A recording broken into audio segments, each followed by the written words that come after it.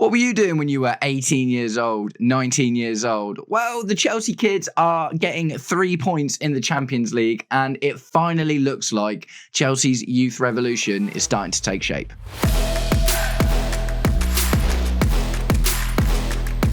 Welcome, Blue Believers, to another episode of the Stamford Sync, where we are syncing up with everything Chelsea FC.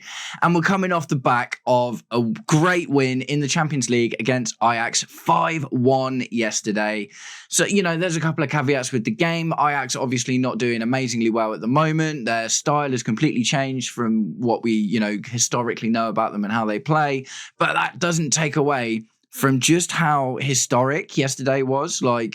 It wasn't just about the win, do you know what I mean? It was about all of the little components that added up to the win, and a huge, enormous part of that was Chelsea's youth revolution. But guys, before we get into today's video, if you are enjoying the content and would like to see more, please do me the distinct honor of liking and sharing the video, subscribe to the channel, or just roast me in the comments, whatever gets you through your day. So naturally, a lot of the plaudits yesterday are being given to Esteban Willian, and of course, because he was brilliant, and he, it was a shame that he didn't get that goal from open play, but at the end of the day, he came so close so many times. He won the penalty that he was very generously gifted by vice-captain Enzo Fernandez on the pitch at the time, and that is just a wonderful story in itself. And yeah, Esteban was great, and it's easy to see why we should be really, really excited about this kid. But I just want to look at yesterday's youth injection in a vacuum and just kind of wrap my head around how crazy this is. So not many teams, especially of our level, puts quite such an enormous focus on youth, right? The last time even Chelsea got close to doing something like this was because we had a transfer ban. When Frank Lampard had his first shot as the Chelsea manager, it was under a transfer ban, and the only player that came in that summer was Christian Pulisic, who we'd bought 6 months prior, and he'd stayed out on loan at Dortmund, and we got him in at the end of the season. But other than that, Frank Lampard dipped into the academy to bring in players like Tammy Abraham, Mason Mount, Reece James, obviously, which is, still done pretty well. And that was to supplement players like Ruben Loftus-Cheek, who had already been getting starts in the team. So it's not super common, and the ages of those players as well were nothing like what we're seeing now. Do you know what I mean? So we had 6 teenagers on the pitch yesterday in our Champions League match against Ajax. Esteban Willian, Tyreek George, Yoro Hato, Mark Gue, Josh Achiampong, and Reggie Walsh, who had literally turned 17 the week before. And just from that, all of a sudden, the rest of your players don't seem that young, do they? And this is the weird mentality of it all. Look at your Jamie Gittinses and your Alejandro Garnachos, and even the likes of Moises Caicedo and Enzo Fernandez, who are still really young players, but they're all in their early and getting close to their mid-20s. So all of a sudden, they don't feel like the kids anymore. They feel like the experienced ones. But there was just really something special about all these teenagers being on the pitch yesterday, man. And none of them looks like they didn't belong there either. That's the really, really important thing, right? I guess the thing that's really difficult about this is, in context of this game, the Ajax game, it's really fun to look at, it's really fun to talk about, and you can see, what the idea for the future, and it seems like it's starting to take shape. But this has also caused a lot of division in the fan base. A lot of us would really like to have gone in for some more experienced players, because ultimately what we want to do is win titles. Having a team full of young, really excellent looking, developing players is fun and exciting. Absolutely it is, but it doesn't feel like the thing that's going to win you titles, does it? And Blue Coat, since they came in, have obviously eventually put this massive focus on this idea of bringing youth in, right? And obviously it wasn't like that straight away. Koulibaly and Sterling came in, and Todd Bowley pushed to try and buy these experienced players, and that really didn't work out. So ultimately they just went, look, this isn't working, we're just going to go with the youth thing. And they've kind of never turned back from that. And yes, it has been really frustrating when you've gone in for some really, really young players, and we're like, oh, we need an experienced centre-back, we need an experienced goalkeeper.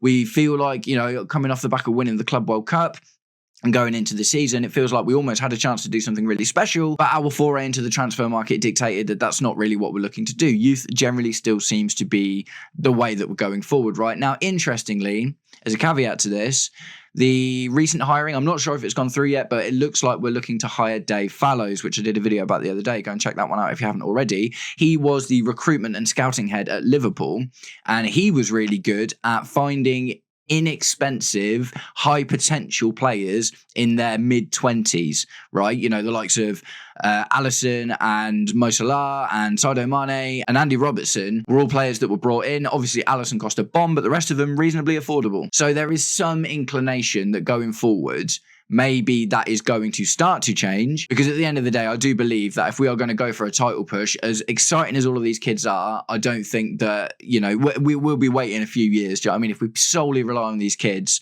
to develop and get better, we'll probably be waiting a little while, because the likelihood of all of these guys turning into Cole Palmer is unlikely. But these kids are smashing it, man. I'm not going to lie, these kids are smashing it. And it's been difficult, especially with all of the injury problems and stuff we've had this season, right? You know, a lot of the players that are just a little bit older than that teenage kind of age, like, you know, obviously we've lost Levi Colwill, who was one of our really experienced players. You know, Liam Delap, hopefully going to be back in November, but he's been out for a long time. Cole Palmer as well. And these look like really key players for us. Do you know what I mean? So for all of them to be out, it's been a really frustrating season.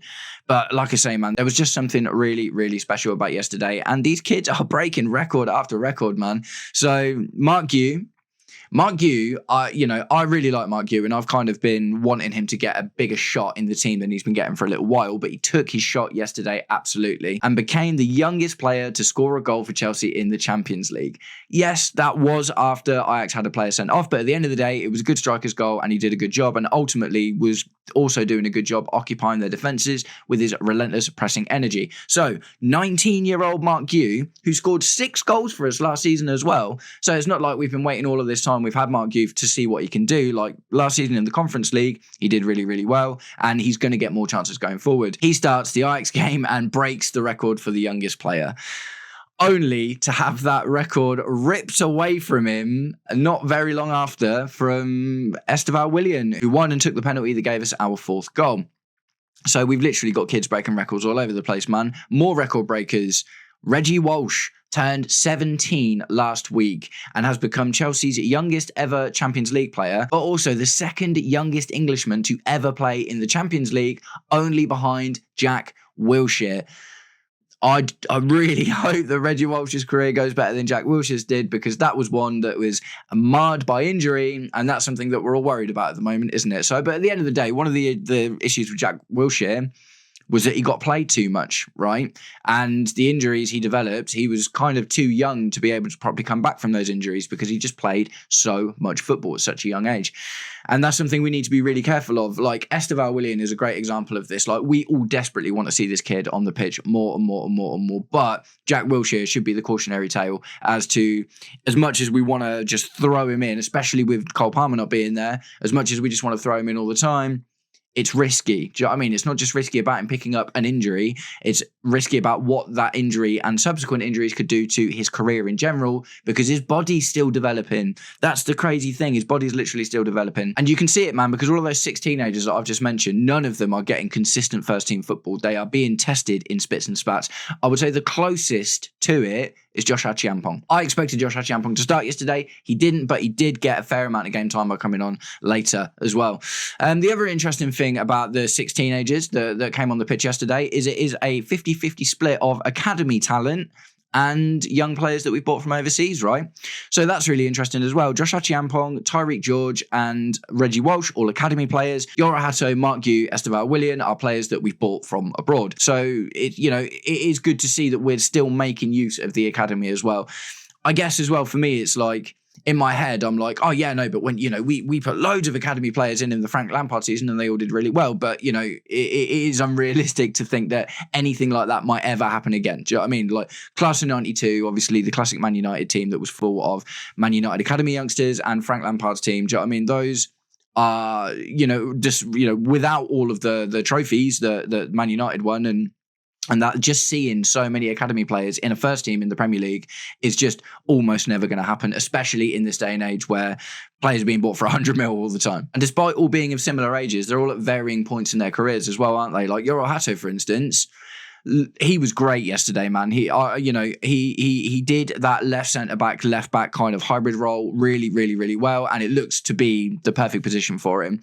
He played a lot of football at Ajax the year before as well. So this was a bit of a homecoming for him.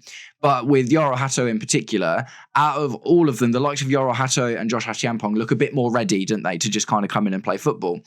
Reggie Walsh, we are only going to see him in spits and spats. Yes, Maresca absolutely loves him, but the kid's literally 17 and has been plucked from his GCSEs to come and play in the Champions League. Like, that's crazy, man. That's crazy.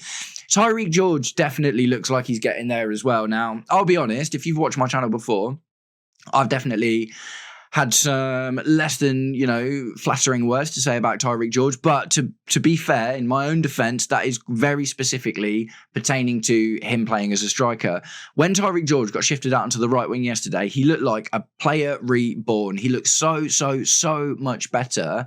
And although Jamie Gittins put in a shift yesterday, I feel like genuinely I saw more from Tyreek George. Obviously the wings were different. Jamie Gittins on the left and Tyreek George on the right. But at the same time, I genuinely feel like I saw more from Tyreek George yesterday than I generally see from Jamie Gittins. So it does beg the question, doesn't it? Why are you going out and spending 50+ mil on the likes of Jamie Gittins when you've got Tyreek George in the squad?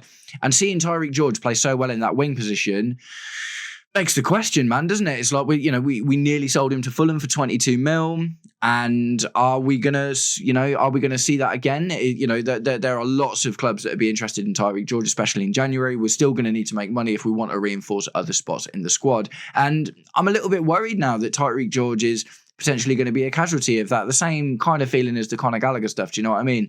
Tyreek George not as integral to the team as Conor Gallagher was at the time, obviously, but at the same time, he looks good, man. He looks good. Like, I do think that Garnacho is gonna he's gonna be the guy. I think. Do you know what I mean? It's like I've got a better feeling about Garnacho than I did about Mykhailo Mudryk, for instance. We spent a lot less money on Garnacho. I think with Garnacho's, an insane amount of Premier League experience for his age.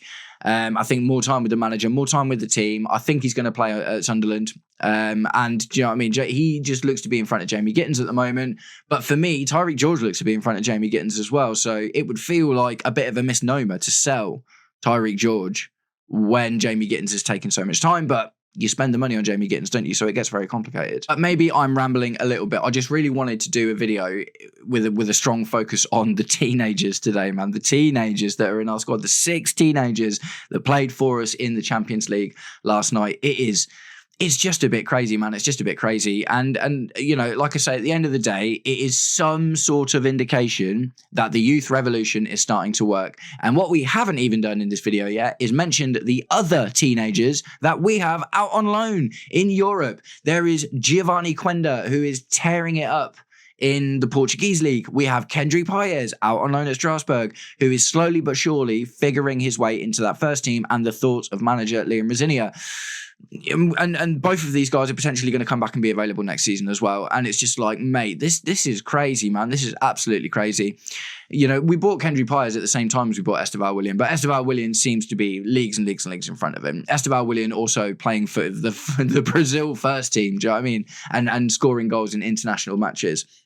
So, we can look at Esteval Willian and people are starting to get excited and compare him to Eden Hazard, not necessarily in the way that he plays and stuff, but just in the potential that's there to kind of really take the world by storm. And I do think that could happen. But I think we are still going to be waiting for Esteval in particular. I don't think anytime soon he's just going to get thrown into the first team. I think other options will be looked for because, like I say, man, the Jack Wilshere effect, essentially. Do you know what I mean? That's such a worry to damage a player's progression by playing them too much and have them get injuries or fatigue that they're unable to cope with because their bodies are still developing, like I said. One of the interesting tidbit about Esteval Willian in general, I read an interview with, it was like a post-match interview yesterday with Enzo Maresca, talking about Esteval's future and where he might find himself positionally. He said, at the moment, Esteval is playing on the right wing, but I do envisage him moving inside eventually. So playing as a centre attacking midfielder does seem to be where Maresca thinks that Esteval will end up landing. And that's really interesting, isn't it? Because Cole Palmer, when fit, is one of the best players in that position in the world, when he's on his day. And Esteval, they're different players. Like Cole Palmer is definitely slower and more technical and a bit more of a thinky footballer. Esteval's definitely more about flair, flash, pace, aggression, that kind of thing. But at the same time, they are both players that are comfortable in the middle, on the left and on the right, which will ultimately open up other players to be able to, dip in and cut inside. And do you know what I mean? There's like very, very versatile centre attacking midfielders. And you can see that from Esteval Willian as well. And this is another reason, do you know what I mean, why we shouldn't still get too excited about Esteval Willian playing every single game all of the time. Do you know what I mean? Because when Cole Palmer comes back, he's going to have that centre attacking position. Esteval might still get time out on the right, do you know what I mean? But ultimately, we do also have Pedro Neto there, who is a very good, experienced player and plays really well for us, like all of the time. So that's kind of it, man. That's kind of it. Like the kids are all right, man. The kids are all right. There's some, like Yora Hato, Josh Achiampong. These guys look like they're getting, more so Josh Achiampong looks like they're getting close to be able to feature in the first team on a much more regular basis. And then on the complete opposite end of that, you've got the likes of Reggie Walsh, who we're probably not going to see a lot of for the next couple of years. Esteval will probably take the season to bed into the first team before he's ready and strong enough to start, featuring on a much, much, much more regular basis. And then there's other players like Tyreek George with and Mark Guew with question marks above their head, man.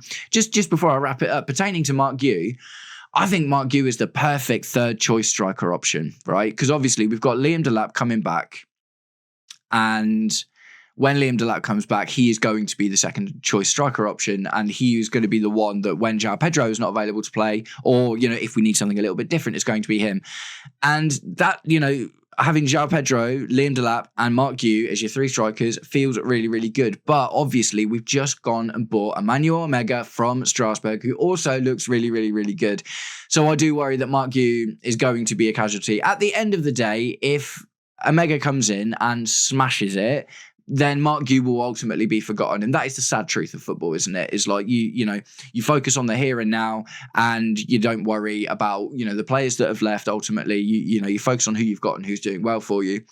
But I just think there's an opportunity there for a player like Mark Guew to develop quite naturally behind the likes of Liam Delap and behind the likes of João Pedro, because of his age. Do you know what I mean? Because of his age. Obviously, Omega is playing first team football and he's a little bit older, so you expect him to come in and fight for the first team a lot.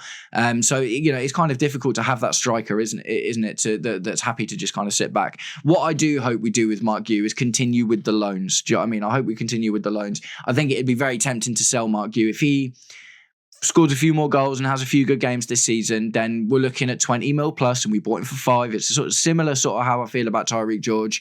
Do you know what I mean? And there's going to be an option there to make money out of Mark Guew, for sure there is. And I hope that we are not in such a terrible financial position that we absolutely have to do that, especially when we've still got the likes of Nicholas Jackson to sell as well. But yeah, I hope Mark Guew at least gets loaned. Like, for me, the perfect thing, that's obviously just for me, not asking Strasbourg fans about this, but I think Mark Guew going to loan on Strasbourg when Omega comes in just makes sense. Do you know what I mean? It seems to be already something that we're doing is, we are really utilising the fruits of this relationship we have with Strasbourg, because they're part of the multi-club ownership, and getting Mark Guew a season out on loan to get first team football in a league that is not quite as rough as the Premier League is, and just to see, does he actually have the potential to go on and be big, or did we just buy him in order to make money out of him because it was such a good deal later down the line? So guys, I'm going to wrap it up there. This has been a bit of a longer one, and I've got so much to say, do you know what I mean? But it's really hard to organise my thoughts in terms of this, because there's just so much nuance when it comes to the youth situation, man. And the truth is, it's fun to talk about it now because we've just seen a really excellent example of it in the Ajax game. But ultimately, if we go for a bad patch again, do you know what I mean? Which I really hope won't happen. But if we go for a bad patch and all we've got to call on is these teenagers to supplement the squad, then that's when, questions are going to start being asked about the youth thing at the moment. But today showed you in practice that it can work. And I really, really hope that a lot of the, it is very unlikely that all 6 of the players that I've mainly talked about today are going to stay with the team long term. Very, very unlikely.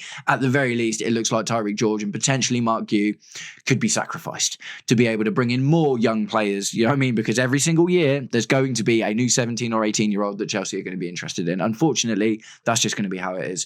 Nice one, guys. I'm going to wrap up the video there. I hope you're all having an absolutely wicked day, and I'll catch up with you very, very soon. Take it easy. Peace.